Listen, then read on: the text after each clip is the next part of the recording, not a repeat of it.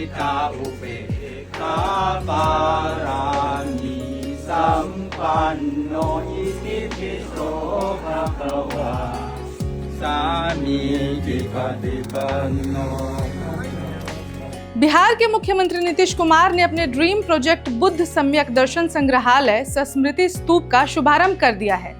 यह स्मारक वैश्विक बौद्ध समुदाय के लिए श्रद्धा और आकर्षण का केंद्र है। इसके साथ ही स्मारक की वजह से अब दुनिया भर के लिए बिहार टूरिज्म का हब भी बनेगा। नमस्कार, मैं ऋचा पराशर और आप देख रहे हैं वन इंडिया हिंदी। बिहार के मुख्यमंत्री नीतीश कुमार आए दिन ऐसे फैसले ले रहे हैं जो बिहार की प्रगति को एक नया आयाम देगा। बिहार सरकार ने ठान लिया है कि बिहार को अब चारों ओर से विकसित बनाना है। इसी क्रम में बिहार के वैशाली जिले में सीएम ने बुद्ध सम्यक दर्शन संग्रहालय सस्मृति स्तूप का शुभारंभ किया है। यह स्तूप न केवल वैशाली को वैश्विक बौद्ध मानचित्र पर प्रतिष्ठित करेगा, बल्कि पर्यटन, संस्कृति और रोजगार को भी नई दिशा देगा। आपको यह जानकर हैरानी होगी कि जब इसका उद्घाटन कार्यक्रम हुआ था तो चीन, Japan, Sri Lanka, Thailand, Nepal, Tibet, Myanmar, Bhutan, Vietnam, Malaysia, Laos, Cambodia, Mongolia, Bangladesh और इंडोनेशिया समेत 15 बौद्ध देशों के भिक्षुओं की सहभागिता रही थी। Namaste. Yesterday we went to the Vaisali Buddha Samyak, the museum.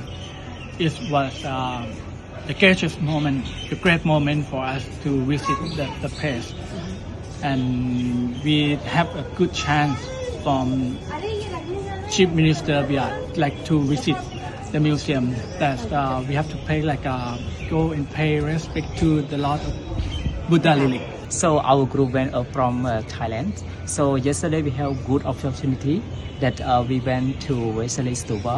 That is very important for the Buddhism. Mostly the people pay respect to the Buddha relics, because in that stupa it's very important, because before the Buddha relics stay in Vaisali.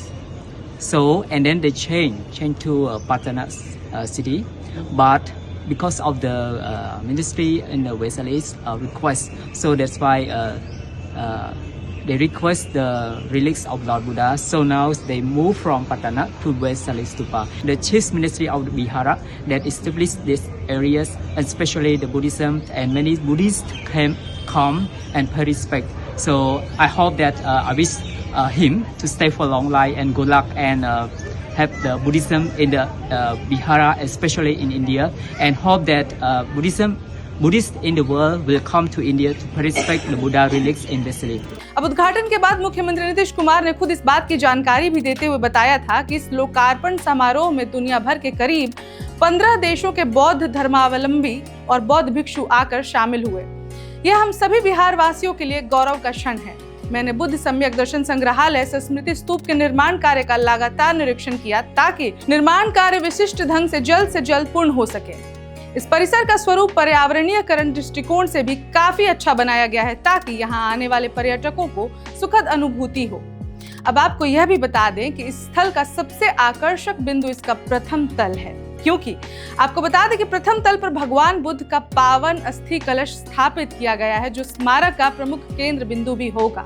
भगवान बुद्ध का अस्थि अवशेष 6 जगहों से प्राप्त हुआ था, जिसमें वैशाली के मठ स्तूप से जो अस्थि अवशेष मिले वह सबसे प्रामाणिक है, और जिसका जिक्र चीनी यात्री हुएंगसांग ने भी अपनी पुस्तक में किया है। वैशाली ऐतिहासिक और पौराणिक भूमि है, जिसने दुनिया को पहला गणतंत्र दिया।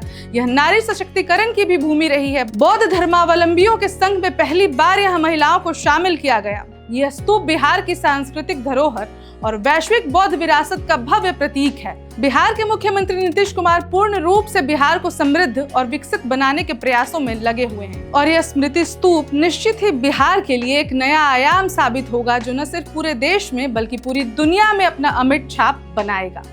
अब इस खबर में फिलहाल इतना ही, पर बिहार सरकार का कार्य आपको कैसा लगा हमें कमेंट करके जरूर बताएं, और ऐसी और खबरों के लिए बने रहें वन इंडिया हिंदी के साथ। धन्यवाद।